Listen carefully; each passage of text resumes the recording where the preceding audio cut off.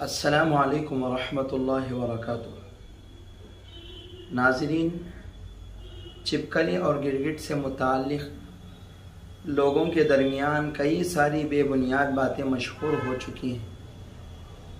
जैसे बाज़ लोग पूछते हैं छिपकली और गिरगिट को मारने से क्या हज और उम्रे का सवाब मिलेगा, और बात पूछते हैं क्या छिपकली को मारने से गुस्ल वाजिब होता है, गुस्ल करना ज़रूरी है, और बात पूछते हैं कि छिपकली या गिरगिट को मारने से पहले इन्हें हज़रत सुलेमान अलैहिस्सलाम की कसम देना ज़रूरी है, और बात पूछते हैं कि घरों के अंदर छिपकली आने से क्या गुर्बत आती है, और बात पूछते हैं क्या छिपकली को मारने से सवाब मिलता है, और बात पूछते हैं घरों के अंदर जो छिपकलियाँ होती हैं उनकी बीट जिस्म या कपड़ों पर लगने से क्या कपड़ा और जिस्म नापाक होता है।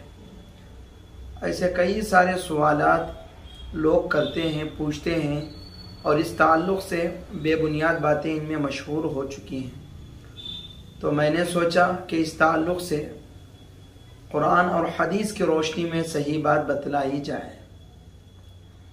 पहली बात तो यह है कि क्या छिपकली या गिरगिट को मारने से हज और उम्रे का सवाब मिलता है। देखिए, रसूलुल्लाह सल्लल्लाहु अलैहि वसल्लम ने छिपकली और गिरगिट को मारने का न सिर्फ हुक्म दिया है बल्कि इस पर सवाब की बात भी कही है।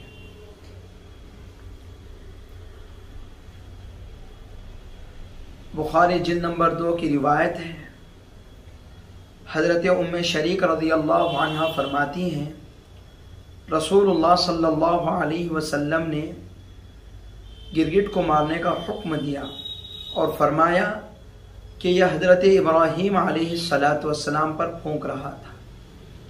इस हदीस से पता चलता है कि जब हज़रत इब्राहीम अलैहिस्सलाम को आग में डाला गया तो गिरगिट ने अपनी खबासत का हुनर दिखलाया। और इस हदीस से भी बात पता चलती है कि गिरगिट और छिपकली को मारने की इजाज़त रसूलुल्लाह सल्लल्लाहु अलैहि वसल्लम ने दे दी है। मुस्लिम जिल्द नंबर 2 की रिवायत है।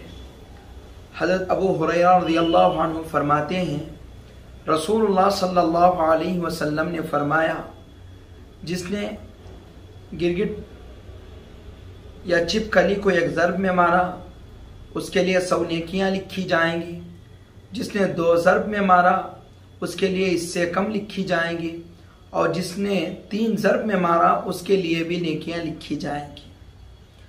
तो इस हदीस से पता चलता है कि गिरगिट और छिपकली को मारने से नेकियां भी मिलती हैं। इसके अलावा जो बात लोगों में मशहूर है कि गिरगिट और छिपकली को मारने से 100 हज और उम्रे का सवाब मिलता है, ये बात बिल्कुल गलत है। किसी हदीस में इसका जिक्र नहीं है। एक सवाल लोग ये करते हैं क्या छिपकली को मारने से पहले हज़रत सुलेमान अलैहिस्सलाम की कसम देना ज़रूरी है। ये बात भी बेबुनियाद है, इसकी कोई हकीकत नहीं है।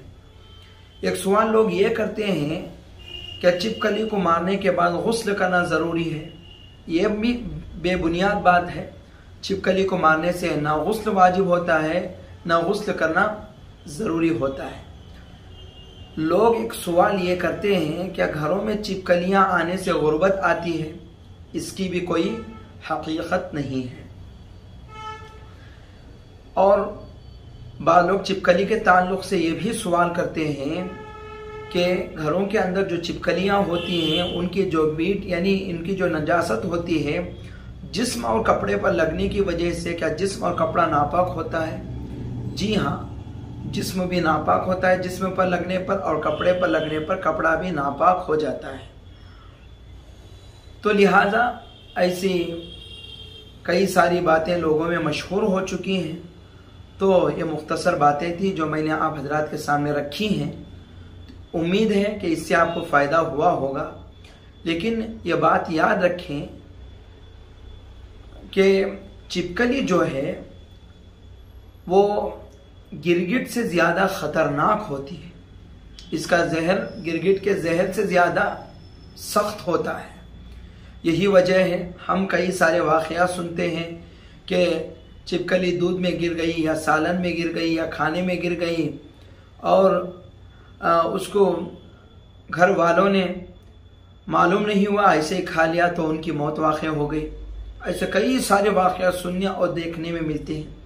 और छिपकली ये छोटा जानवर होने की वजह से वो दीवारों पर चल लेती है और वो जहाँ चाहे वो पहुँच सकती है, और हमारी गफलत की वजह से वो सालन में भी कभी गिर जाती है या सब्जियों पर भी चल लेती है, जिसकी वजह से शदीद नुकसान का ख़तरा है। तो इस लिहाज से छिपकली अगर देखें तो उसको मारना चाहिए, उसको छोड़ना नहीं चाहिए। थोड़ी गफलत की वजह से अमवात वाक़ हो सकते हैं। अल्लाह हमारी हिफाजत फरमाए। लेकिन ये भी एक बात याद रखें, बेशक रसूलुल्लाह सल्लल्लाहु अलैहि वसल्लम ने मोज़ी और तकलीफ़ दे जानवरों को मारने का हुक्म तो ज़रूर दिया है, लेकिन इनके मारने में भी एहसान का रसूलुल्लाह सल्लल्लाहु अलैहि वसल्लम ने हुक्म फरमाया है। यानी बिला ज़रूरत शदीदा के, यानी सख्त मजबूरी के किसी जानवर को जलाना या उस पर गर्म पानी डालने की इजाज़त बिल्कुल शरीयत मुतहरा के अंदर नहीं दी गई है। तो लिहाजा इससे बचना चाहिए। ये चंद बातें थी जो छिपकली और गिरगिट के ताल्लुक़ से आप हज़रात के सामने आई हैं। लेकिन फिर भी अगर आपका कोई सवाल इससे मुताल्लिक़ हो तो कमेंट में वो सवाल लिख दें, इंशाअल्लाह वहाँ उसका जवाब दिया जाएगा। जज़ाकल्लाह।